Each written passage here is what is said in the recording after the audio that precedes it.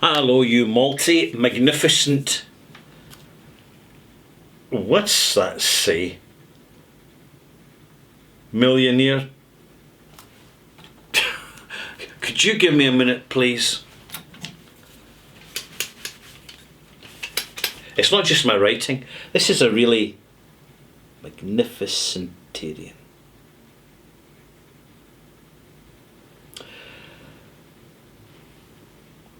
I can read it now.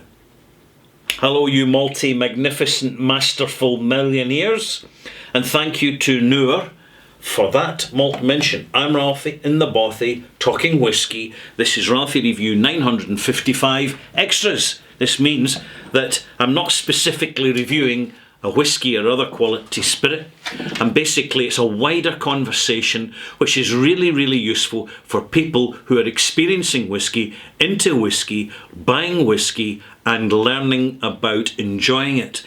It's all about quality, malt mates, not quantity. That's the first thing I want to tell anybody who's just starting out with whiskey.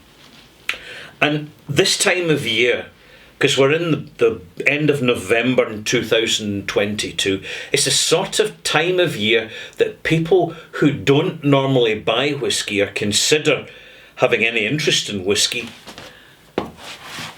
go through the experience of getting a bottle of whiskey as a present.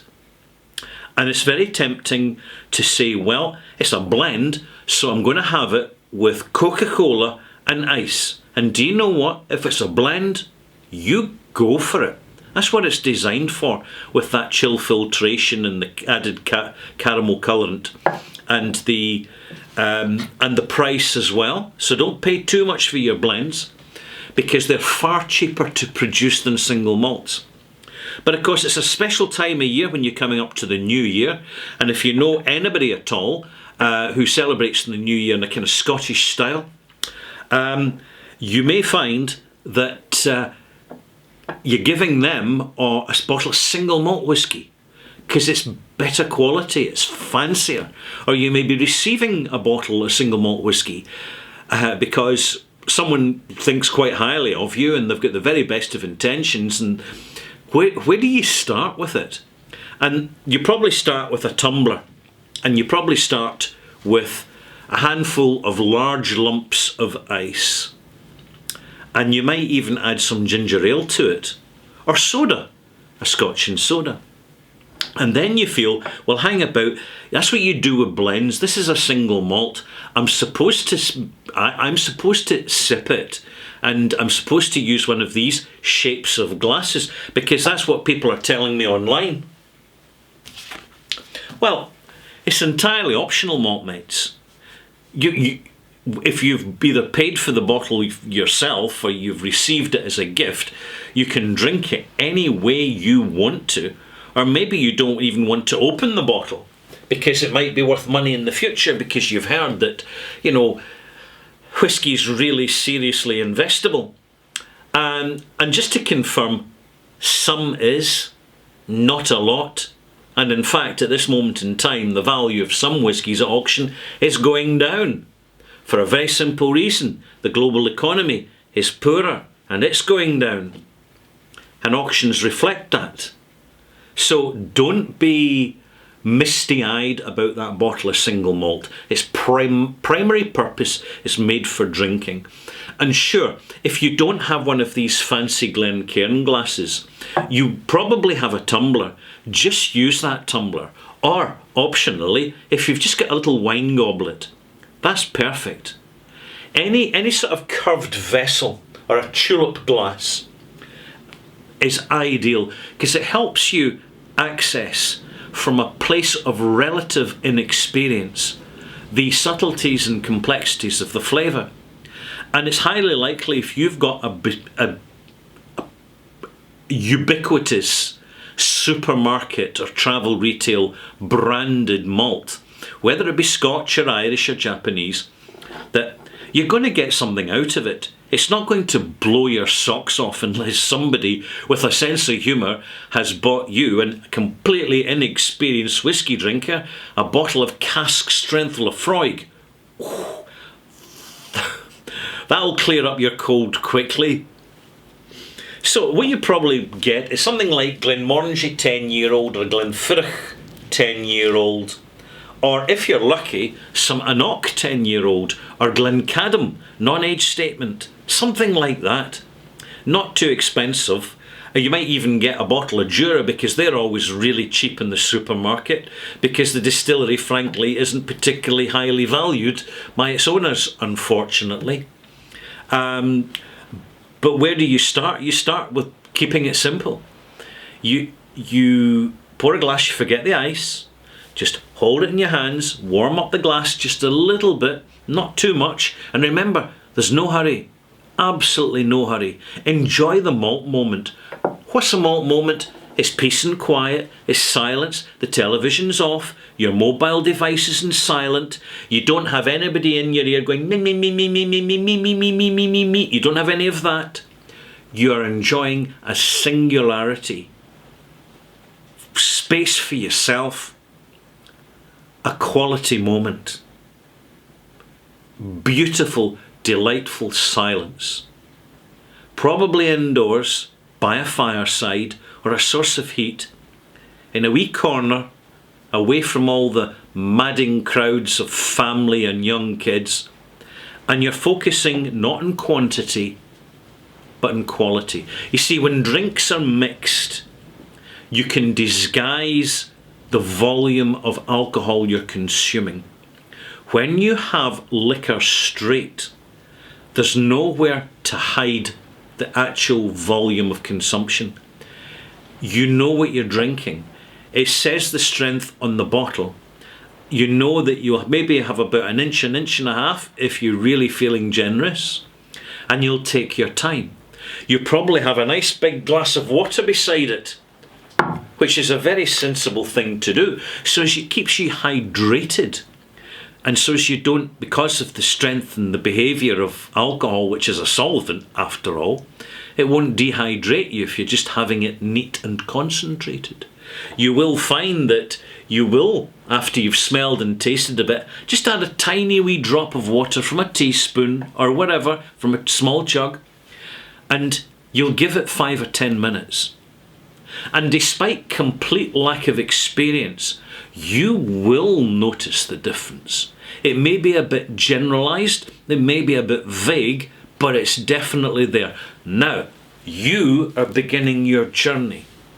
And that journey is going to take some very twisty and winding turns right down the road of maltiness to some other whiskies that you're going to buy later on that cost a bit more, but provide you with the most phenomenal and original experiences, which you cannot appreciate if you're mixing and adding ice and knocking it back and trying to empty the bottle in one night. I mean, please, malt mates, just don't do that.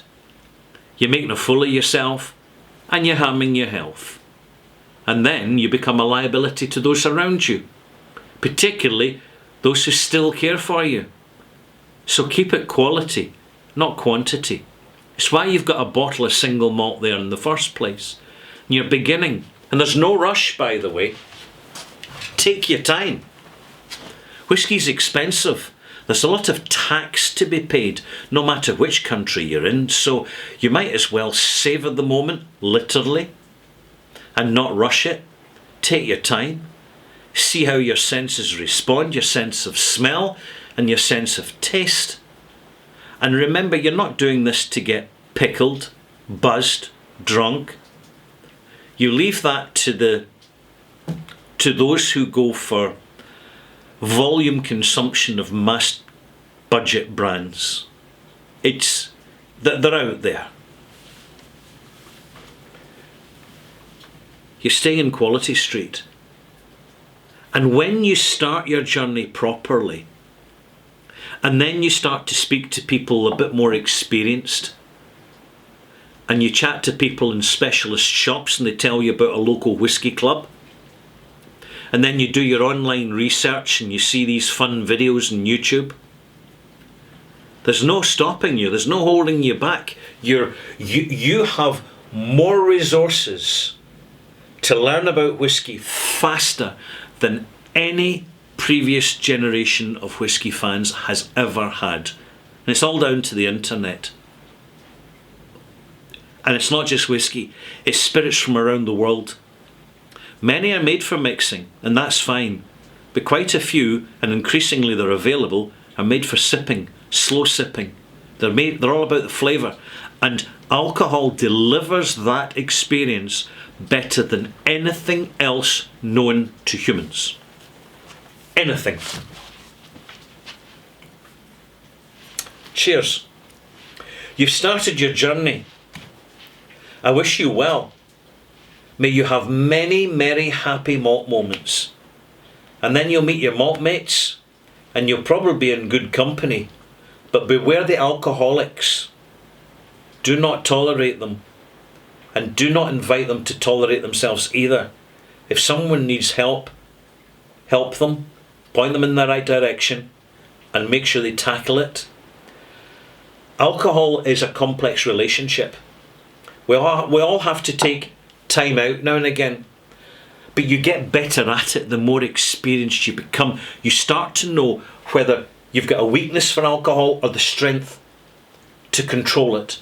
And it's purely genetic. And another thing you'll find that's genetic is your actual sense of smell. Now there's people that don't have a great sense of smell. They get so much out of whiskey, yet they're not getting all the fine-tuned subtleties. And that's fine, because ultimately it's about the enjoyment. It's about the satisfaction, the profound satisfaction you get. But there are other folk who have senses of smell and taste which outperform master blenders in whisky companies. Without a doubt. Without a doubt. Do you know, there was a distillery once in Scotland. They did an experiment. They got all the staff together and asked them to compile, round the table, just compile notes and then say what they found in the whisky. And the person with the best nose in the entire distillery was the weekend cleaner. The lady that came in to mop the floors and vacuum the carpets. She had the best nose in the entire distillery. And she immediately became an important part of the team because of her skills, her natural abilities. Ladies often have a better sense of smell when it comes to whisky, because things are more methodical, slower, and more emotional maturity. Guys, don't take this personally. It's just the way it is. And I don't want to generalise too much.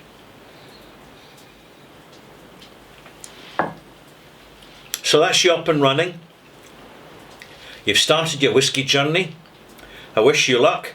I'm Ralphie. I'm here to help you with that journey with reviews and perspectives and opinions. So why don't you subscribe if you haven't subscribed? Because there's nothing helps a whisky journey better than having someone who's experienced it for decades and knows their way around the block. Even when they're a cantankerous old chestnut like myself here in the Bothy, somewhere in the Irish Sea.